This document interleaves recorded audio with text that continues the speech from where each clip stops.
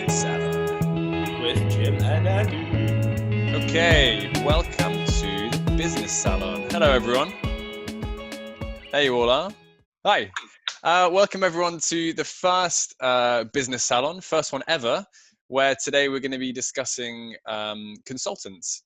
So the question that we're exploring and answering today is, are consultants full of shit, or are they awesome and useful?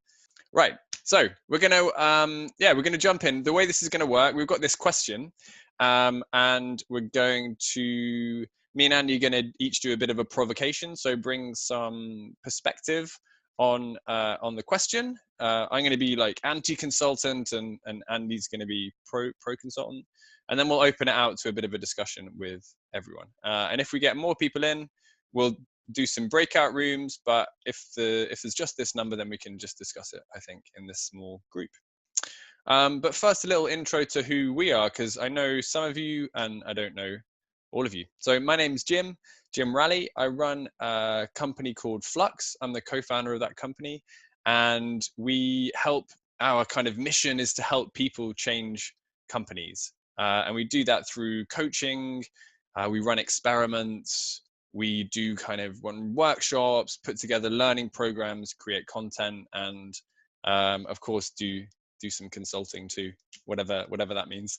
And recently started a new kind of side company called Comedy for Companies, where I'm working with a friend who's a stand-up comedian to like teach companies how to do stand-up and laugh more and take the piss out of themselves. So that's super fun. That's me. Andy, who are you?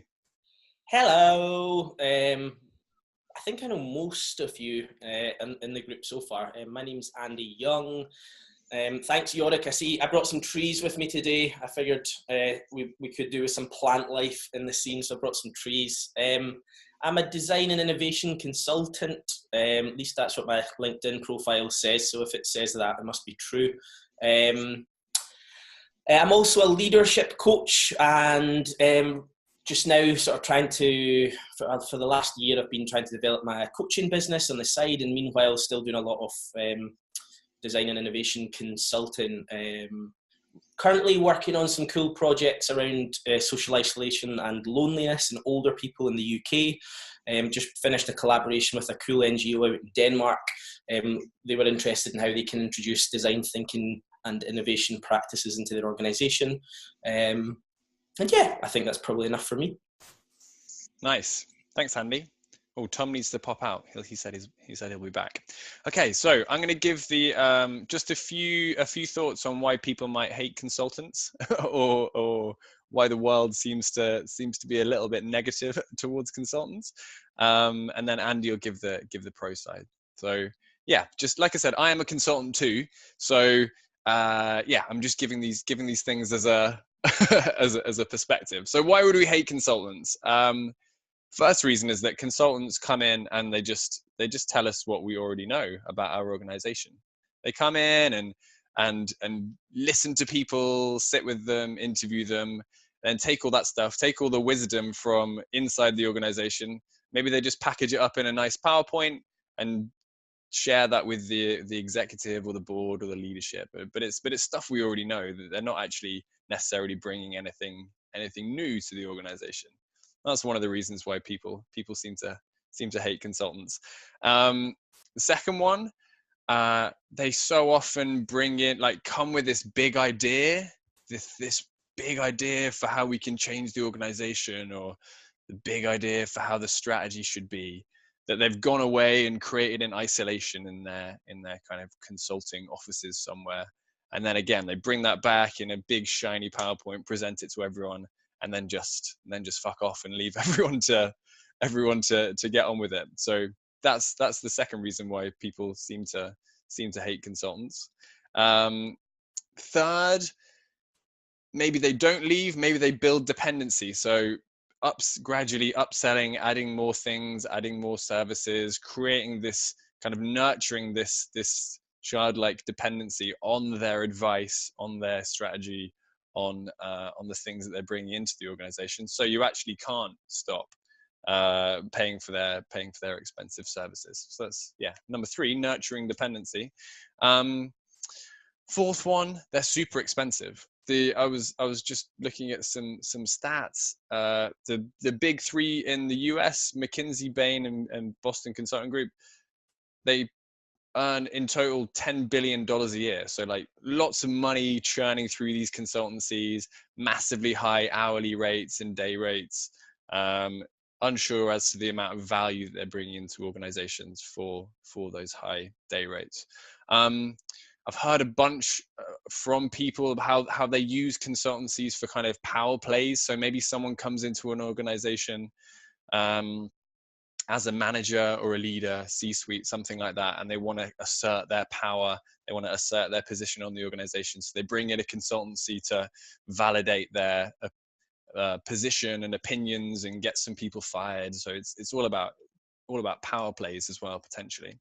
And one of the big frustrations I think people have with consultancies, one of the reasons why they are potentially like a divisive force, is that they have no skin in the game. They're not invested in the organization in the same way that the people who work there are. So they can say anything they want. They can kind of do anything they want, and they don't actually have to deal with the repercussions of it, because they'll just get their fat paycheck, go home and go exploit the next company that comes along. That's all my little points, I think, Andy. They're my anti-consulting points. What are your pro-consulting? What are you thinking? I love this part already, because I get to start with, I think you're full of shit, Jim, which is always a good way to be able to start a conversation. So yeah, I think consultants are awesome for a number of different reasons. Similarly, I remember I remember when I graduated university, my business card said I was a product, service, experience and interaction designer. So that was kind of my first, that's how I described myself when I first started in the creative industries. And I've called myself a lot of other things since then, and lots of people have called me lots of other things since then too. But I think consultants are awesome for a number of reasons. I think first and foremost, they bring a different perspective to organizations. If you like, a fresh pair of eyes, somebody from the outside who can perhaps spot things that haven't been seen before, spot patterns or nuances or challenges in teams or opportunities that maybe aren't as obvious when you're doing stuff day in and day out inside that organization. So yeah, I think that idea of perspective and a different perspective is a big important one when you're engaging with and working with consultants. Second of all, I think to some degree everybody's full of shit in some way, and I think whether you call yourself an agitator or a consultant or a contractor or a disruptor or an entrepreneur or a ninja or a nomad or an orchestrator, whatever the fuck you call yourself, I think it would be quite easy to come across others who at some point might be full of shit too. And so for me, coming back to what I said about how I described myself after I left university, I'm always keen for people not to get caught up on labels. I try to encourage everybody where possible to talk about the work they're doing and not get caught up in, am I a this or am I a that? Am I a consultant? Am I a designer? Am I an expert? Am I a facilitator, etc. And I think for me, anybody who would look at for example, my LinkedIn profile and say, oh, he's a consultant, he's probably full of shit, I probably wouldn't want to work with them.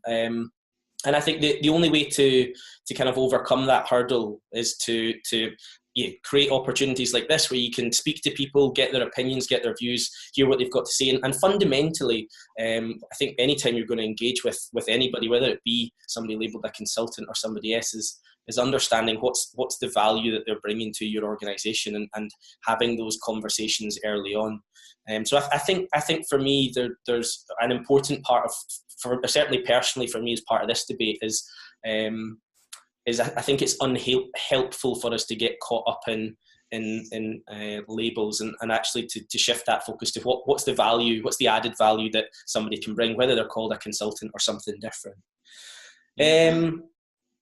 Nice. Yeah, and I think the final point for me on that, I could have got lost in Google. If you Google what's the difference between a consultant or a designer or a consultant and an agency, it's a rabbit hole. I'd strongly suggest anybody watching this doesn't do it.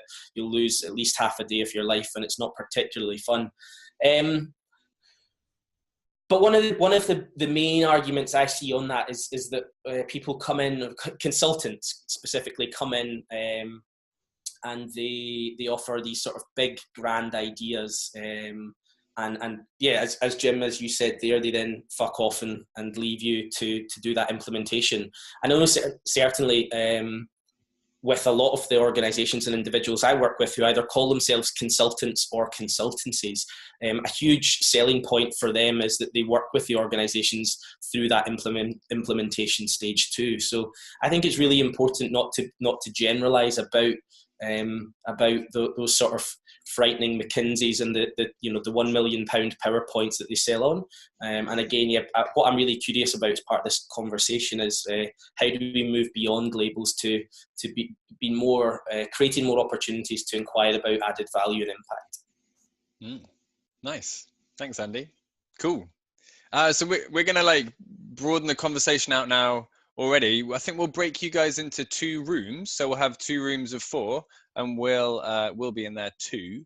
And what we'd love you to discuss in these rooms is these questions really. Like, do you think consultants in generally are full of shit, or are they awesome? Like, what's your relationship to the word? Have you met anyone from one of these big McKinseys before, and what work do they actually do? Have you experienced prejudice yourself as a consultant? Whatever you want to dive into discussion. We'll break out these rooms now, so get ready to unmute and have a chat. Cool. Okay, so you've been invited to join a breakout room. We'll be in there for like 15 minutes or so.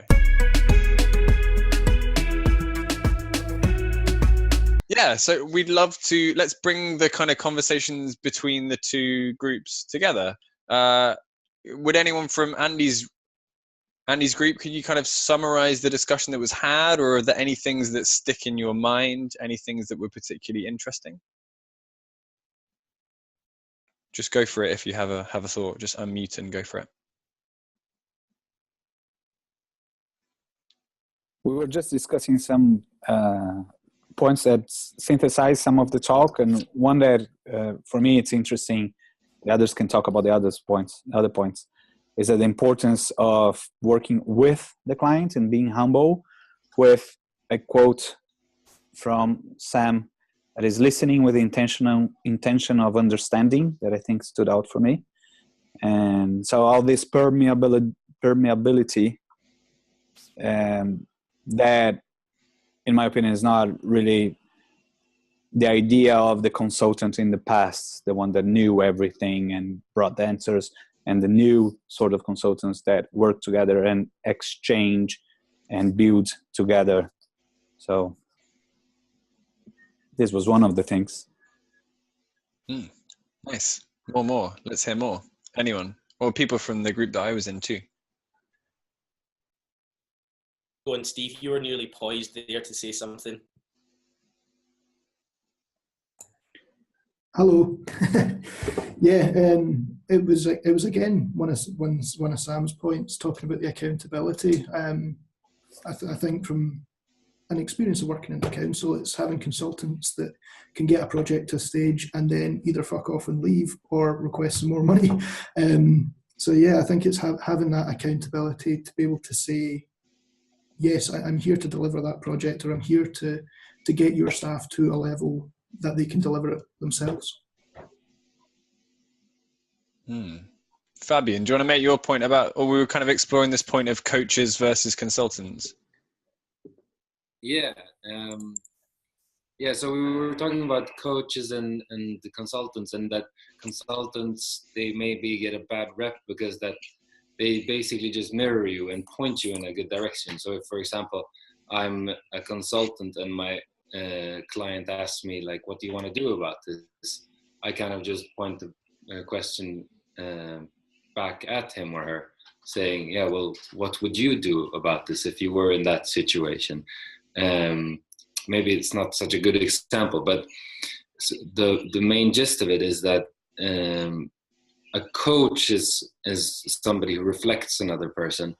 And what we came to the conclusion about the consultants is that they actually come in and give a piece of knowledge or skill or information to the actual product or service or project that you're doing together with.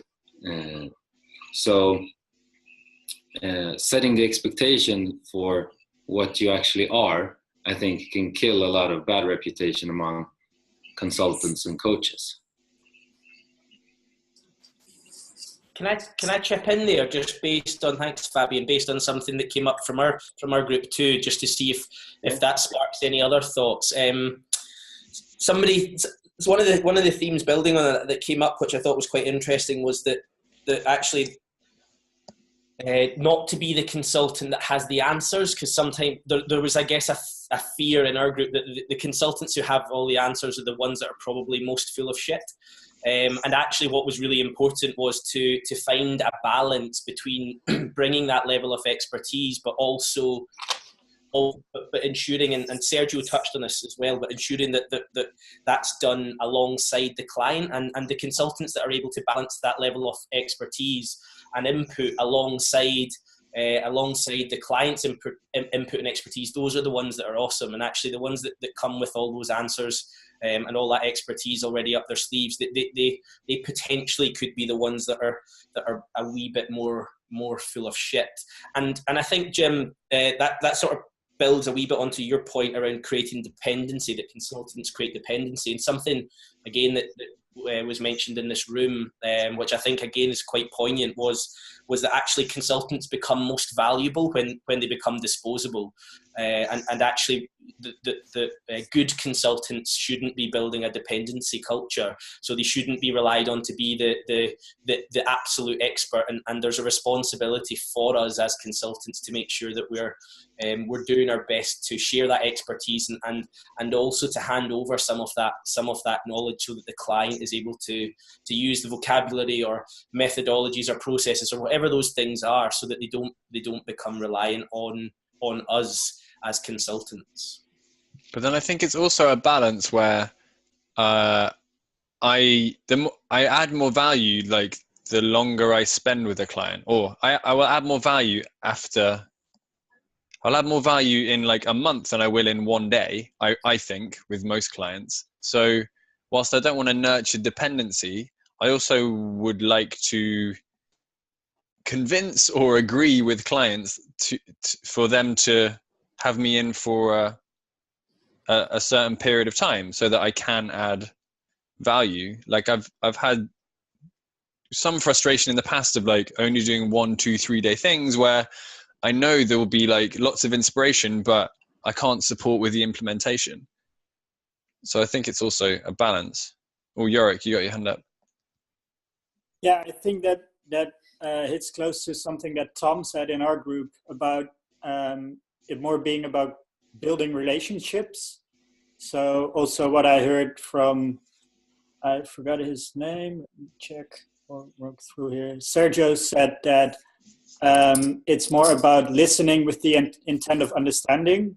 I think that's more about building a relationship with your client and working together towards a solution, instead of, hey, I'm here, I'm coming in, I've got all the answers, here's my, so now pay me money, like here's the invoice.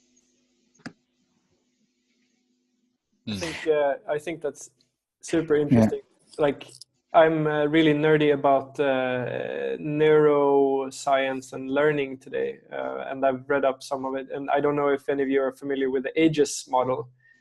It speaks about how the brain, how we can optimize the brain for learning and how we can create learning environments that are optimized for how our brain actually works and not just behaviorally.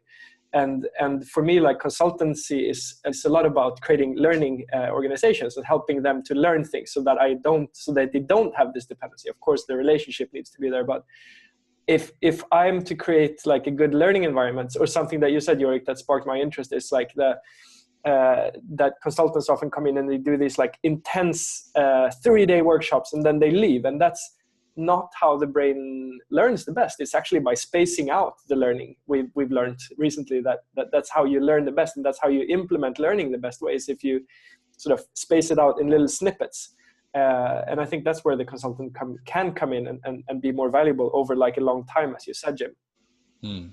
Yeah, and I would add to that in my opinion, first of all, dependency is different from long-term relationships. I think you can have a long-term relationship without dependability, because you know that at some point it's going to end and you're working to get to this point. So I think that's the difference between saying, okay, it's a 1-day thing or a 2-month thing. I think, and I do think that 1 day or short-term relationship, it shouldn't be called consultancy jobs. Can be provocation, can be a provocative workshop or provocative whatever, facilitation. But the consultancy, I think the accountability comes with the long-term relationship as well, where you are accountable for what you said and what has happened to them, and how would you react to that, or how would you deal with that. With adding to that most of the consultants that I know usually don't think it's valuable to say that I'm wrong, and I think the modern consultants must say, you know what, that was the plan, and I can see that now that I'm wrong, I have these other plans. If you think it's valuable or not, we can try this, and that. So that's another thing. I'm just going to bring in Howard's point, because his audio isn't working so well. I would approach consulting with an onboarding experience, followed by the collaboration and then the handover / offboarding of the consultants. And through the process should facilitate exploring and developing the solutions. Yeah, it sounds like we're all kind of saying a similar thing. I heard an intake of breath. Was someone about to talk? No. I still keep coming back to this question, like, should I call myself a consultant? Like, is me calling myself a consultant getting in the way of me doing this good work with people? Because this is the kind of work I want to do, and I'm not sure whether the baggage that comes with the word consultant is useful or not, or whether like I can just kind of push through it. I don't know. Yeah, I think it's quite interesting. In our group, we were talking about the expertise and the definition of the word consultant. Where you've got this image in your head of somebody with 50 years experience and white hair just coming in and bang, right, I know everything. But at the same time, each of us in the group seem to be talking about a transferable set of skills to facilitate people, get them on board, build those relationships. So yeah, is consultant the right word, or is it, I think somebody said coach or leader or something like that, where that's effectively what you're doing, is taking people on the journey with you. Building on that, Stephen, and coming back to Fabian's point, this idea of coach is interesting too, because it's symptomatic of the coaching world as well, is that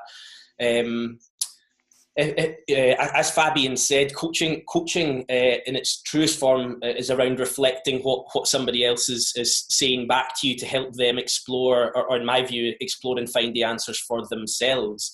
But if you were to go to Google like a coaching consultancy or a coaching organization, you'll very often find that one of the first things they say is a coach with 50 years experience in sector X. And that should be fucking irrelevant. It shouldn't have any relevance to the relationship between coach and client. But actually, a lot of the time, that's one of the first that you would see on those in those spaces. Totally different if you're talking about mentorship, for example, or you're looking for a mentor to help you who's started their own business, or a mentor to help you, I don't know, start a new company called Com for Com and they run something similar, whatever those things might be. But I think the idea that, especially with and again, something that we were talking around with our group as well, is this idea of expertise, and whether expertise in a given sector should be relevant when we're talking about coaching, consulting, etc. Yeah, and that's Sam's point there. You just copied Sam from Wikipedia. Expert advice. There's something about expertise there.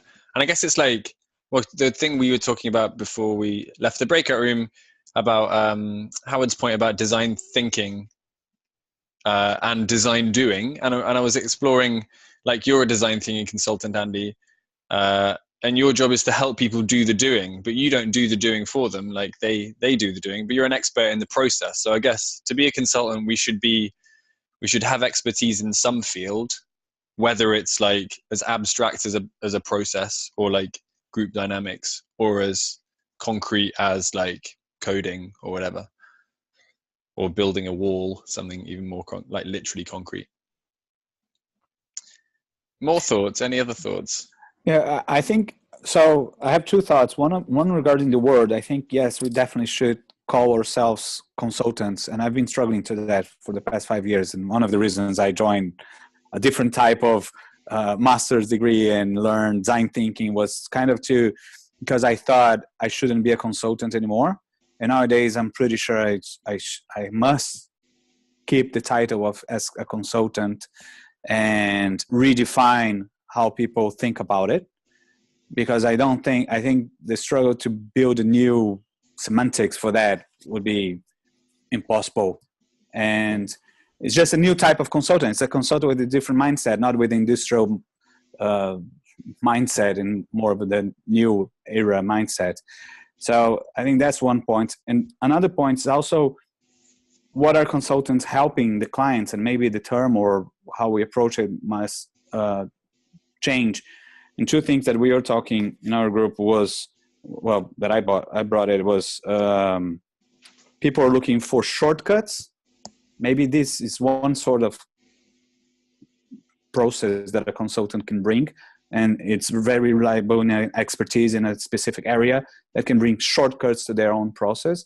Or people are seeking for confidence, and they want to do that better, and they need, so that would be more of a mentor or tutor or whatever the name, but consultant that will help them get there with more confidence. And then probably people that are not related to their business, but to a process or to a specific outcome that they're seeking. So I don't know, there might be others. There's two that came to my mind.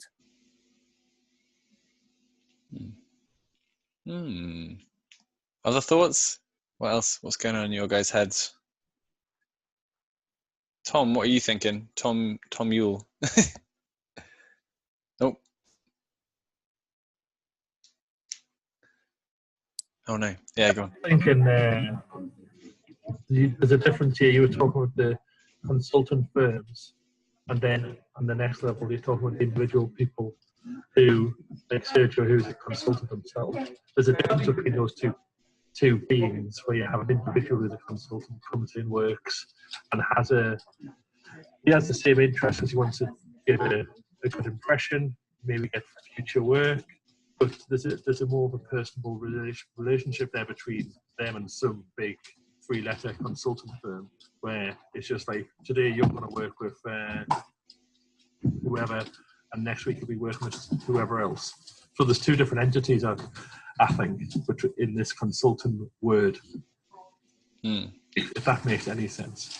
Yeah, we at some point started calling ourselves an indie consultancy, which like really fit with the way we were. Yeah, like it felt good saying it. It's like we've not got suits and ties and like 50 years experience, but we're wearing trainers or we're barefoot or something, and we're doing things in kind of a smaller way. Yeah, that seemed to fit our vibe for sure. And beyond suits and trainers, I think that building on what Tom was saying around, I think it's really been interesting hearing everyone talk about relationships and building relationships. And I think for me, that's been probably the most significant learning I've had in my professional career is that we are in the business of building, maintaining and nurturing relationships, and if we can do that well, and I think then all of the words that we've mentioned, things that are obviously valuable or important to people in this group, like accountability or trust or being humble or honesty or transparency, those things that you would expect to build with people who you loved or your friends or your family.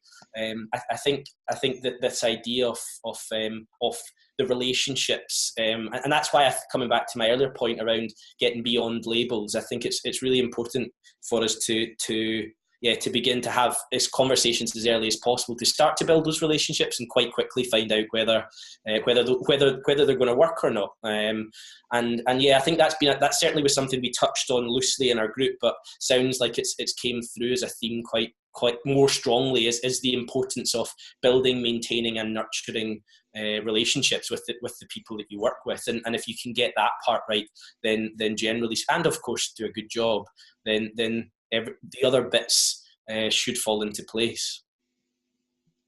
And I guess then it won't matter what you call yourself so much, because, you know, like Tom, you've worked with Tom, and doesn't matter what Tom calls you, he's going to go talk to his friend. I don't know what Tom calls you, but yeah, he'll say to his friend, like, oh, there's this great guy, Andy, who can help you do this thing, or like he can help you with your design thing, he help you solve problems in a different way, help you whatever, and it'll be on the merit of the work you've done rather than the label you've given yourself. That's how we all want to be. I've never called Andy a consultant. No. Yeah. What have you? I don't want to hear what you normally call him. Yeah, Just a big bearded twat. That's all. Exactly. I disagree. Okay, Sam's got to go. Thanks, Oh, Sam. sorry. See ya, buddy. Sorry, go on. Who's going to go? Sergio. I was just going to say that I disagree with that point, that it doesn't matter how we call ourselves. Really? And Okay, yeah, great. yes, because then we rely on the other people judgments of what we do to call it. And of course, they can word of mouth spread out our job. And in the end, we need jobs. We need to survive, and we need to sell ourselves. So from a branding perspective, I believe that having a name and having a definition of what you are, even if you're more than that, or it's valuable, because then you can even help people spread the word the way you want to be known. So, and you like indie consultant, I think right, that's Sergio? two different things again, though, isn't it? That's two different things. If someone's going to cold call you or Google, I want an expert in this, and they can put whatever phrase they want into Google, then consultants. But when somebody's speaking about somebody else's word of mouth, it's not going to be, I know this great consultant. It's going to be, I know this great guy that did some good work for us. It was around design thinking. It was around this. Here's his contact details. So yes, consultant to the big wide world. But when you talk about interrelationships, it's more about what the person did for you. And yes, you should use them. And I guess it's the behaviors of the bad consultants that we've all been talking about that we should try and avoid. We should try not to have like transactional relationships, and we should try not to just deliver a PowerPoint without supporting the organizations to deliver it. So Sergio, I was wondering, if you say that you do need the name of, like, that you need to own what you call yourself, do you mean that personally, like, this is my brand, this is who I am? Or do you mean that for like consultants in general, like this whole chat room, for example, should we settle on a name that what we call ourselves? in my opinion, I think the chat room. I would say if we had, so I always liked the way Jim called himself indie consultant, Jim and John.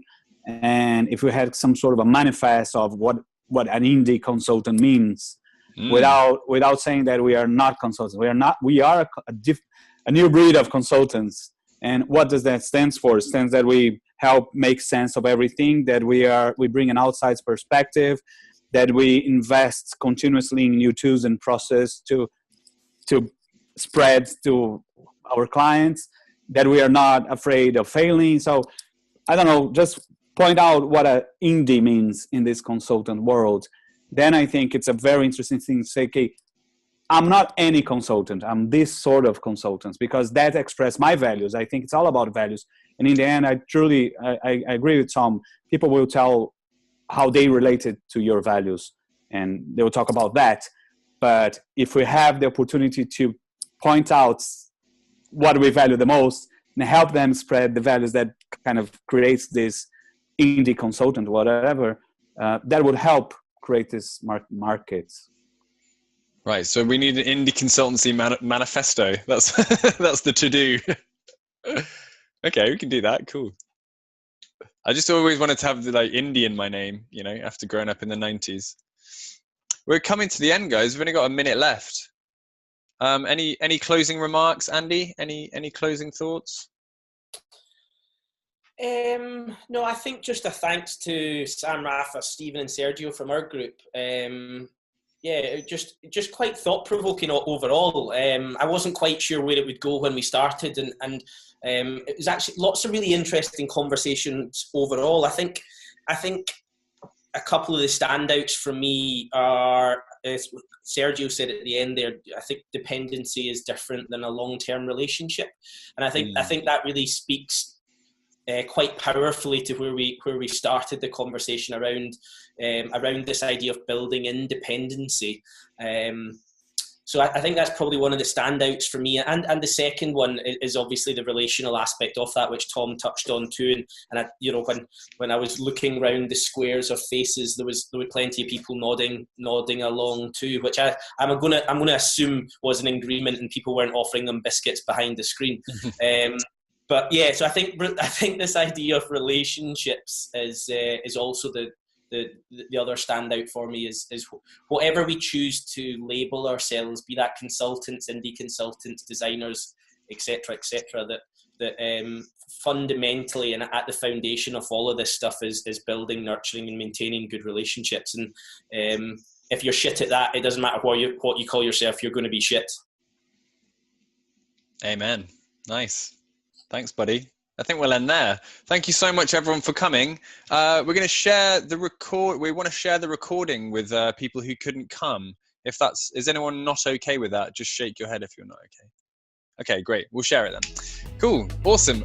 We will, come up with a new question for next time. If anyone's got any suggestions of things you want to debate and discuss, then just message one of us. If you haven't, then we'll see you at the next one. Cheers, folks. Bye.